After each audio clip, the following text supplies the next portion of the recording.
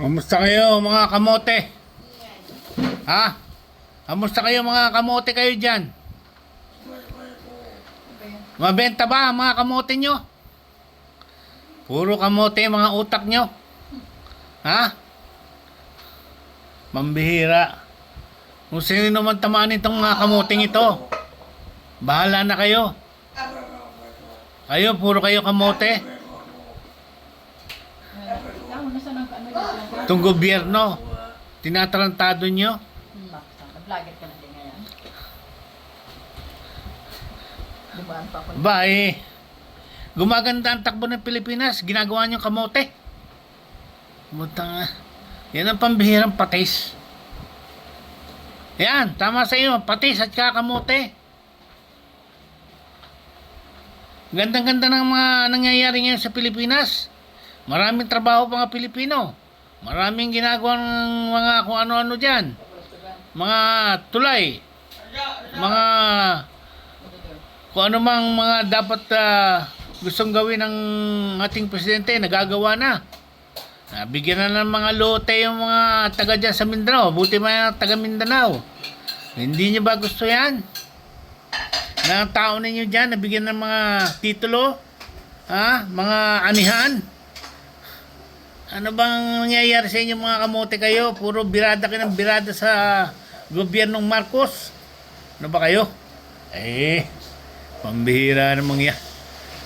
Maawa naman kayo sa mga namamalakad ng magandang gawain ng Pilipinas. Buot sa kambing. Ginagawa na ng paraan para mapaganda ang ating bansa, magkatrabaho ang mga Pilipino. Kayo, mga kamote kayo, ewan ko, saan kayo nahukay? Saan kamote kayo nahukay kayo dyan? Ay, mga kamote talaga, Nakakapag-vlog tuloy ako ng di oras Dahil lagi na lang kayong bira ng bira diyan. Pambihira. Mga kamote kayo. Wala nang ginawa kayo. Ito na lang itong mga maisog.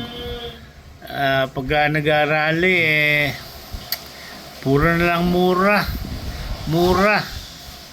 Kahit sa makarating mura. Mga put. Ituloy nyo na. Tang mga put pa kayo mga putang ina ganyan Ang bihira. Puro paninira ang inyong mga ginagawa dyan. Nung panahon naman ninyo, nung wala namang naninira sa inyo. Kahit na hindi maganda ang mga pinagagawa nyo. Mga pulis, ginawa nyong kriminal. Patay dito, patay 30,000 namatay, more than 30,000. Bihira nung yung patis na yan, Malapit na kayo maging toyo. Ang bihira. Puro kayo kamote. Pati senador nyo, kamote. Sinasabi na wala daw nasasakop na lupain ng Pilipinas dyan. Ayan, maraming nagtayo na ng base ng China dyan. Meron na dyan si Scarborough Show. Inaangkin pa ang Palawan. Ano ba naman yan nangyayaring yan? Bakit nakakaganyan ng China? Na dahil yata din sa mga ibang kamote yan. Hindi ko man nilalahat yung ibang kamote dyan, pero kamote na rin kayo. Ang bihira naman yan, Dapat marahimik kayo, kampihan nyo na lang ang gobyerno para lahat ng bagay dito sa Pilipinas mapaganda mula sa tao, sa ating bansa, sa mga nangangailangan. Hindi na yung, huwag na yung puro ayuda, nagiging tamad yung mga tao riyan dahil sa kakaayuda. Bagay, nakakatulong yung ayuda, pero kung lagi na lang ayuda ng ayuda, hindi na matutong magtrabaho yung iba dyan. Huwag yung sabihin nagugutom ang Pilipino, kaya nagugutom ang Pilipino ay maghanap ng trabaho. Gusto sa madaling paraan. Ngayon magnakaw dito, dukot dito, ganun. Yan ang dapat yung mga hulihin, perwisyo sa bayan niya mga yan. Hindi yung kung ano-ano pinagsasabi niyo sa gobyerno. Ngayon lang ako nag-vlog, pero kasi naisip ko lang na itong mga kalaban ng gobyerno, hindi maganda ang pinagsasabi, puro paninira, puro fake news naman talaga. Ay ano ba namang wala kayong katuturan? Gawin niyo paraan para gumanda ang Pilipinas, hindi yung puro kayo paninira. Dapat hindi po ganyan. Na panahon naman ni Duterte, pinabaya lang siyang ganyan siya. Wala. Hindi siya sinasaraan dahil puro takot. Puro takot ang tao ng panahon ng Idigong. Kahit nung panahon ng Idigong, hindi ako nakakalabas ng bahay. Baka mamaya tawagin ako ng pulis. Dudukutan ako tapos naglalagay ng drug sa bulsa. Hindi na ako nalabas ng bahay. Tanga baka kahit matanda na ako mapaglagyan pa ako ng mga drugs sa bulsa, sabihin puta na takot na takot ako sa amo nyo nung panahon yun pati tumbong ko nangangatog ang tumbong ko sa inyo pag lalo na pag binabalita ko na pinatay na naman naka mga ampulis tuwan-tuwa namang pumapatay din dahil may mga bayad yata yung mga yan. Pinagbabayaran yata ni Digong yan. Ang nangyari dyan, nagmukhang kriminal itong mga pulis. Tayo na. Hindi dapat ganyan nangyari. Sana hindi na kayo mapaupo sa gobyerno, kayo mga Duterte kayo. Mahirap pagka kayo napaupo sa gobyerno, baka maubos na tao rito sa kapapatay ninyo. Matira na lang, kapwa niyo pulis na lang din ang matira. Swerte yung mga pulis, may sweldo na. Pag nakapatay, binabayaran pa. Napakagaling. Ang galing ng hanap buhay ng pulis. 2 jobs. Yan. Ang ganda sa pulis yan. 2 jobs. Sila mga lisensyado dyan sa Sila mga may hawak na bro. Kaya may karapatan silang pumatay. Sasabihin ng laban. Pag sinabi ng laban, nakatali pa. Paano nangyari yung laban na nakatali? Kilala naman yung sino yung pinatay na nakatali. Tinira sa ulo. Bibili lang ng suka lutusan lang. Yung 70 years old. Lutusan lang ng magulang para bumili yata ng suka. Nakita ng pulis pinatay na agad, tinalian pa. Sana hindi na nakalabas sa kulungan yung mga taong gano'n, mga pulis na gano'n. Ewan ko kung nasasabihin ko sa inyo, mga demonyo kayo. Hindi dapat ganyan ang mga tao. Pati ito si Captain Dado.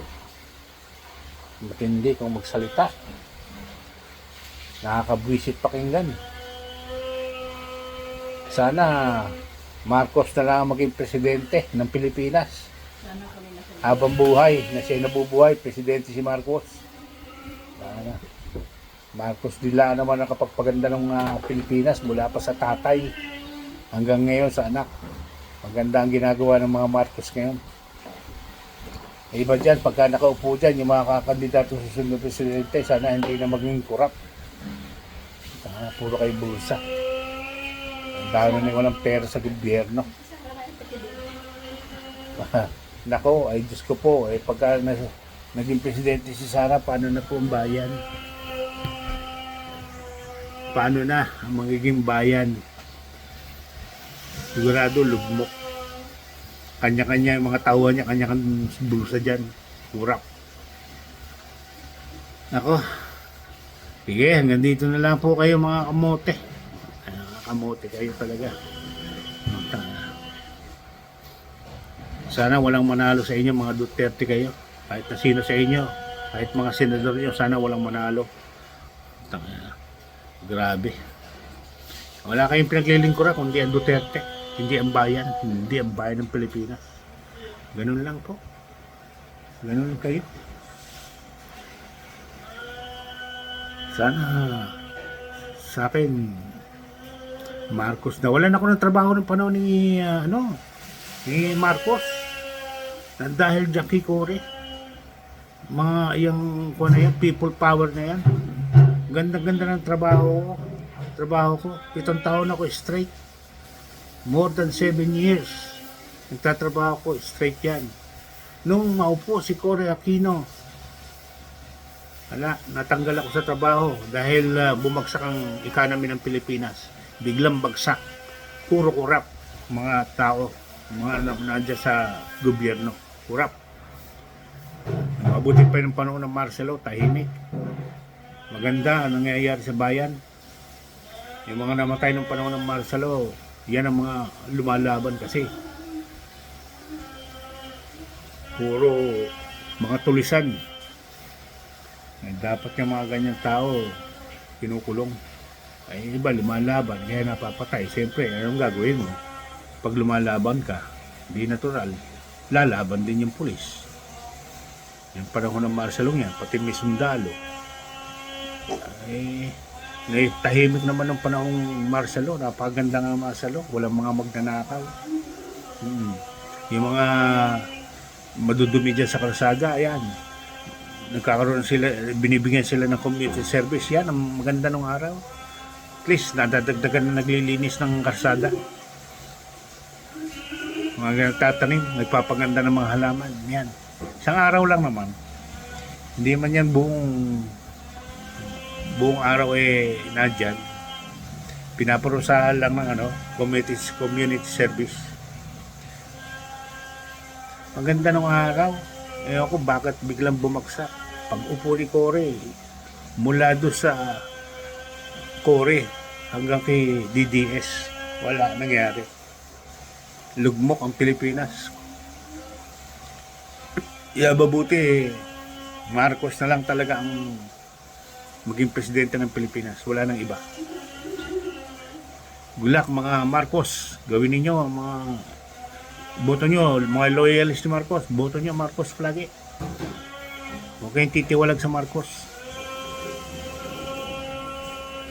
Okay, hanggang dito lang po ako. Bye-bye po.